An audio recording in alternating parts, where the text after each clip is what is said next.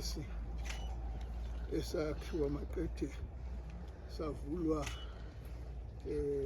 umntwana nesilo ngoba ke sakhulekelwa mhla sivulwa umqoka ukuthi sikhuleke ukuze phela bezwe lapho cha sisakhumbula ukuthi makuthiwa nge-spirit of emakhosini lezi impondo khona ezikumele sisemakhosini impela sisemoyeni wawo. Wena wendlovu, wena wendlovu, wena wendlovu, wena wendlovu, ayede yakhuleka hlanga lomhlabathi nhlonjeni ophapha ekhanda kamenza nabake ulalela lo muntu omemezayo engathi uyakhala uyalila. Nanku umsebenzi nashiya niwenzile umntwana wakwaphinda angene ngokuthunywa ngimisa lo mfanekiso omisa uzulu ukuthi uphelele lapha alo moya wamakhosi olele lapha.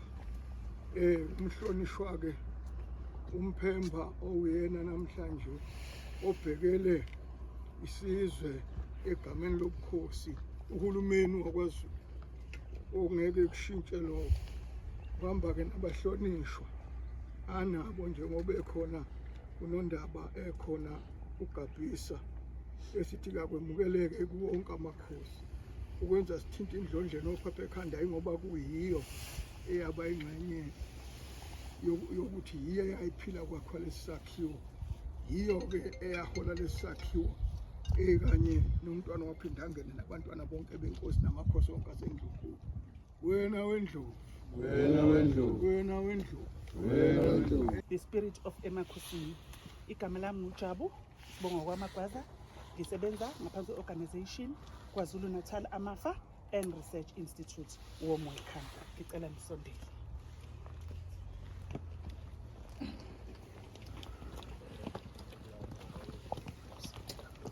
Isikhumbuzo samakhosi akithi kaZulu ayisikhombisa atshalwe kule ndawo yasemakhosini.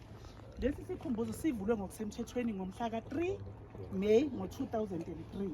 Sivulwa isiko samabandla esesikhotheme uKing Goodwill Zwelithini kaBhekuzulu ehambisana nomntwana uMG Tiles umntwana waphinda ngene naye osekhotheme ongasekho. Lesi sikhumbuzo senzelwe ukuthi thina njengoZulu sazi ukuthi uma kukhulunywa ngendawo yasemakhosini kukhulunywa ngani. Indawo yasemakhosini ilawo. Indawo yasemakhosini iqala ngaphansi kwezindaba zaseBabanango. Uze nayo njalo uzuthi incinci impolisi. Yila othola khona lamadlinza amakhosi atshalwe kule ndawo ngokusabalala kuyo yonke le ndawo yasemakhosini. Yingakho ke le ndawo ibizwa ngokuthiwa kusemakhosini, the place or the valley of the Zulu kings. Okay, ngicela siqale sibuke lo mfanekiso wethu phambi kwethu. Lo mfanekiso masiwubuka phansi lapha kwendlalwe icansi.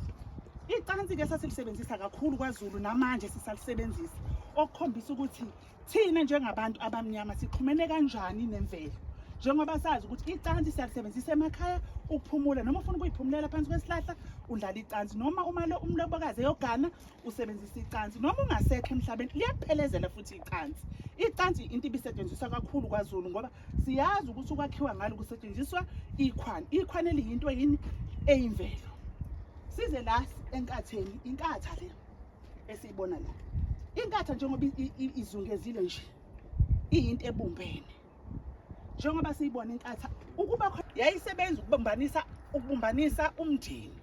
Njengokuthi ikhaya ulakhile likhulu ikhaya kufanele kutholakala izinsila zenu nonke la ikhaya kuze ningahlukani ngisho athi inhloko sokhaya wekhaya kasekho zifakwe kule nkatha. Lapho ngisho ngathiwa kasekho niyohlala nibumbene niyinto eyodwa. Yingakho sibona ukuthi nomntwana waphinda ngene uqhubeke khona lapho ngayo lenkatha yenkululeko yesizwe ukuthi abantu njengoba sibumbene nje ukuthi sibumbane njalo singahlukani njengenkatha nengeke izihlukaniswe umuntu. Ukhamba lo eBig B Airport. Lelo khamba lolu siyalibona ukuthi lunamansumpa. Ukhamba lalenza izinto eziningi futhi nalo kaZulu. Ukhamba besilisebenzisa ukuphuza utshwala kufaka kulona utshwala uthola ukuthi awukwazi ukumelela ukhamba kaZulu khulu uwedwa umnumzane. Fanele ukuthi mase ngiphuzile ngidlulisele komunye nomunye enze njani adlulisele komunye. Akasho ukuthi angizukuphuza kulolu khamba ngoba sekuphuza uMagwaza. Kuba yinto okuphuzisana ngayo njengoba silibona lunamansumpa la ukuthi awukwazi ukuthi uvele uyibambele wedwa nje ukhamba uyiphuzele. Kuyaphuziswana. Phezulu lapha lune B Airport cover lapha imbenge le njengoba luvaliwe likhombisa ukuthi kunokudla kwabanomzane phakathi awukwazi ukuhlalisa ukudla kwabanomzane kukhamisile kungavaliwe uma ubona ukuthi akusekho lutho la okhambeni mhlawumbe umnomzane wakabuthelezi uyafika ekhaya uzofica abanomzane bephuza bencingisana okhambeni uzobona ngani ukuthi akusekho lutho okhambeni uzobona ukuthi imbenge yenze njani ibheke phezulu khombisa ukuthi-ke ukhamba lapho alusenalutho. Okay, ngibuye ngize la ezimpondweni lezi esiyibona engithe ezesikhumbuzo samakhosi. Inkosi yokuqala sithi inkosi uZulu kaMalandela, sithi inkosi uPhunga kaZulu, nenkosi uMageba. Bese kuba inkosi uNdaba kaMageba. Sibe nenkosi uJama kaNdaba. Sibe nenkosi uSenza ngakhona kaJama. Bese siba nenkosi uDinizulu kaCetshwayo. Naye otshalwe kuphi? Otshalwe khona la emakhosini kunesigodi ngale esisibiza ngokuthi kukwaNobamba. Okay, le ndawo esime kuyona siyibiza ngokuthi kukwaNkomba. uNkomba uqhamuka phi na? uNkomba uqhamukhomba uma ume phezulu kuleli gquma la kaNkomba ukwazi ukukhomba yonke indawo, ukwazi ukukhomba yonke indawo yasemakhosini. Njengoba ume la uyakwazi ukukhomba indawo ezinomlando, indawo ongayikhomba ume la uma ubuka lapha izintaba zasemakhosini uphinde ubuke lapha kunentaba abantu uzuma la kwakhe khona isizwe saphisa kaNgobese njengoba sazi ukuthi ikaNgobese sihlonipha kakhulu ngoba liyikha komama weSilo uDingane ubani la kunemizi khona angizwa la kunemizi khona intaba ntuzuma la kunemizi khona lapha imizi leya bese kuba zintaba lezi ongazuthi zinamathunzi phansi kwalezi intaba ke kunomgede usekhona namanje kwahlala isizwe sakaNgobese. intaba yiphi lapha emidela eseduzane Emakhosini kusemakhosini khuphuka bongathi ubheka eFryhead nansi umgwaqo othi Denidalton ongena ngakwesokudla sakho lo mgwaqo othi Denidalton ithasi usufika ke imoto uyayishiya lapho uyehla kushona phansi kuthiwa intaba ntuzuma kwakwakheke isizwe sakaNgobese la okuzalwa khona iSilo ubani uDingane. Uphinde futhi mawula ukhomba lapha yaphesheya uthi lapha kusemgungundlovu ondukusibomvu igazi lamabhunu. Umgungundlovu kwakuyigama leSilo lomuzi weSilo uDingane. Uphinde futhi uthi uma usemgungundlovu uphinde uphosa amehlo akho la ngaphesheya nansi imizi kade niyikhomba ngale kwaleya mizi kunendawo ebizwa ngokuthi kukwaNobamba, the place of unity. KwaNobamba obambe amadoda kwakuyigama lomuzi weSilo uJama. Uklebheni namba usenza ngakhona isiklebheni sesithathu nankana umuzi lapha sokwaba nemizi yamabhunu kwakuwumuzi webhunu kodwa alisekho isiklebheni number 2. Uma ususamehla khona lapha engikhomba khona ngithi kusemgungundlovu uwaphosa njalo uzubheke lapha emthonjaneni kunendawo esiyibiza ngokuthi kusemthonjaneni. Umthonjaneni kwakuyindawo eyayinesiphethu esasiphuza inkosi uDingane kuphela. Nakuba wawukhona umkhumbane eduze kwakhe noNzololo wayengawaphuzi amanzi emfula ohambayo ngoba wayinenkolelo ukuthi izitha zingafaka ushevu ngenhla aphuze ngezansi. Isiphetho sasemthonjaneni sasihlale sigadwe amabutho ubusuku nemini ngokushintshana. Engikuthandayo ngesiphetho sasemthonjaneni wawungeke uvele nje uyiyele khona kwakusuka kuzintokazi ama-maidens asemancane ngokushintshana bevuke kuseni kusempondo zankomo ukuze amanzi bawathole esanjani asabanda bezobuya nawo lingakashisi ilanga. Wayengawaphuzi futhi mayiselalile kungamanzi angayizolo wayiphuza amanzi afresh zonke izinsuku. Babefika lapha bazokhala amanzi mawubuka ukusuka eMgungundlovu it's plus or minus 13 kilometers ukusuka eMgungundlovu uyaphi uye emthonjaneni beyokha nje amanzi azosetshenziswa inkosi kuphela. Ngiye ngithi ke iSilo uDingane inkosi yayithanda kakhulu. Okay, siphinde siphose amehlo ngapha ngicabanga ukuthi namabhodi ayasikhombisa mangabe uhamba ubhekile. Uphinde uphosa amehlo akho entabeni zaSondini nanti igquma elivela lapha ngaphesheya leya ndawo siyibiza ngokuthi kukwaqoqi hill. Noma uhambe emgwaqeni uyalibona ibhodi elikukhombisa kuphi kwaqoqi.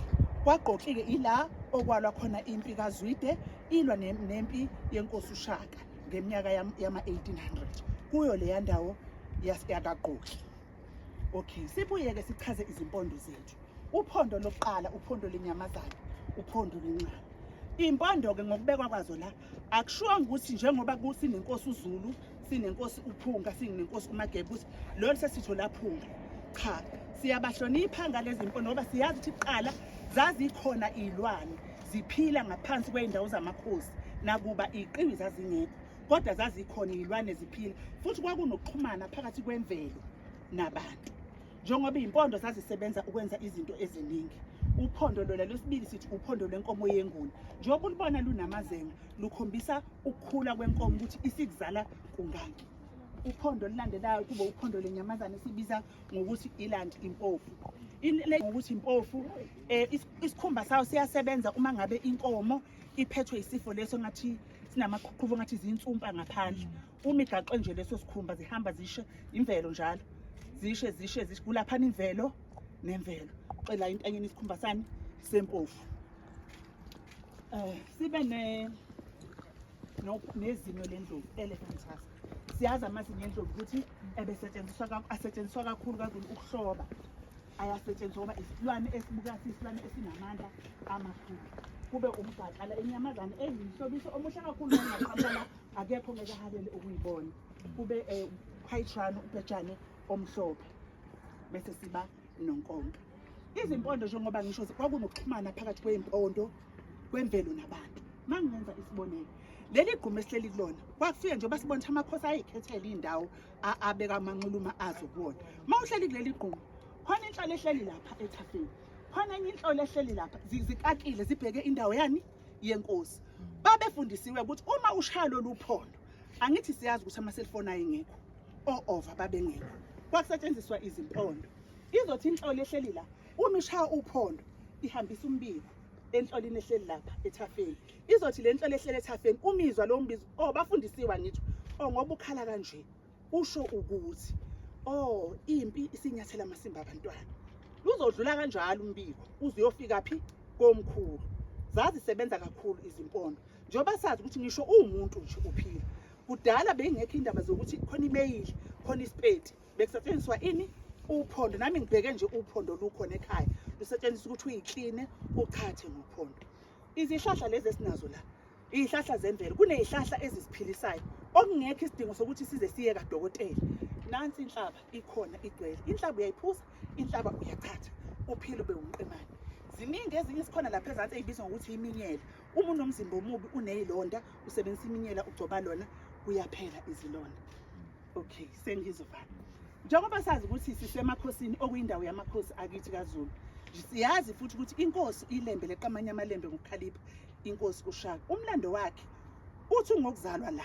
emakhosini indaba yakhe iqalephi iqala khona la emakhosini kusuka isithunywa le kwaMhlongo akwakhe khona bakwaMhlongo ngapha ngakosho sithunywa inkosi yesizwe sakaMhlongo siyithuma kwaNobamba enkosini uJabu sizonqamulaphi kwakungekho moto sasihamba ngenyawo lonke lelizwe sithe isithunywa masifikela phezulu komkhumbane sezwe abafana abakhulumayo masithi siyabheka silambile lide izwe abafana basiphatha kahle basosela inyama sadla isihambi sesifike enkosini uJama usezwile umfana ukuthi hayibo usengumfanya ngaleso sikhathi uye enkosini uJama mase buya umfana ubuya kubangani bakhe baphinde bamphatha kahle umuntu bephathwa kahle kaZulu isihambi besiphiwa ukudla usefika kwaMhlongo ke uyayixoxa indaba uxoxela ontanga yabo ukuthi ngibe nonyawo oluhlubuya nokubuya kaZulu ngifica abafana belusile kanje bangiphakamela bangiphinya kodwa uyedwa umfana bebemhlonipha bebembiza ngezinyane lesilo bathe usenza ngakhona kanti indlebe isonakale senkosazana selangeni siyezwa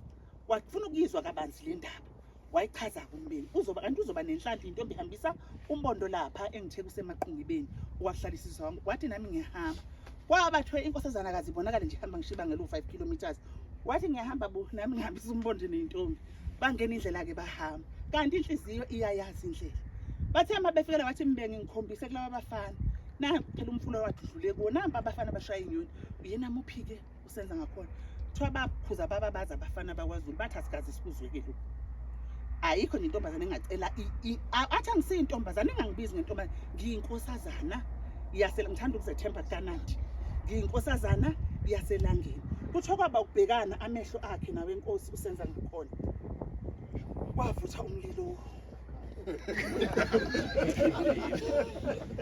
uthando lwabo laze kushuthi ngiye ngithi kwakuyimvelo kaNkulunkulu wayidala kuyokwenzeka kanje ukuze sithole ilebe Kuthiwa-ke zahamba intombi zaya emaqungebeni zabuya sihobile lapha emadlangaleni ngoba kuthiwa kwangakabi umuzi kwakuse ngolimi lwesimanje singathi kwakuyimkhukhu kwakungamadlangala ababebekele wona abafana belethelwa khona inyama ngaphela babese ngabafana bengakabi badala belethwela inyama konke ukudla kulethwa la emadlangaleni ukuthi bagade kahle ini inkomo zenkosi ngoba utshani mangisho uhamba nje manje ubuka leya ndawo utshani bakhona buhle buhlaza buyinsimbi inkomo mase ikhothile kubona zehlele emfuleni ziyaphuza kwaba amahlaya indlela ke intombi seyibuyela elangeni inyangeni ezimbili siyabonakala umntana enkosi inkosazana hawu vele sekunjalo kwaba umkhuba-ke kwaZulu akuthunywe umama njengoba kwenzeka ey'nsukwini zanamhlanje kukhishwa izinsizwa zizobika umuga kuphi kwaNobamba emzini wenkosi uJama oyise wenkosi usenza ngakhona uma ibili kushuthi ngesigaba mangibheke ezazimbuka aye kuso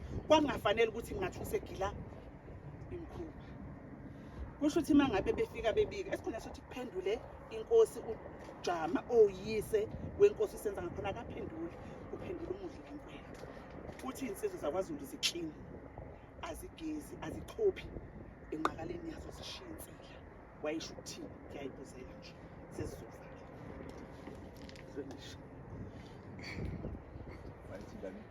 iy'nsizwa zakwaZulu nje ziyayithanda uma igeza zichopha nje ayigezi ishiya insila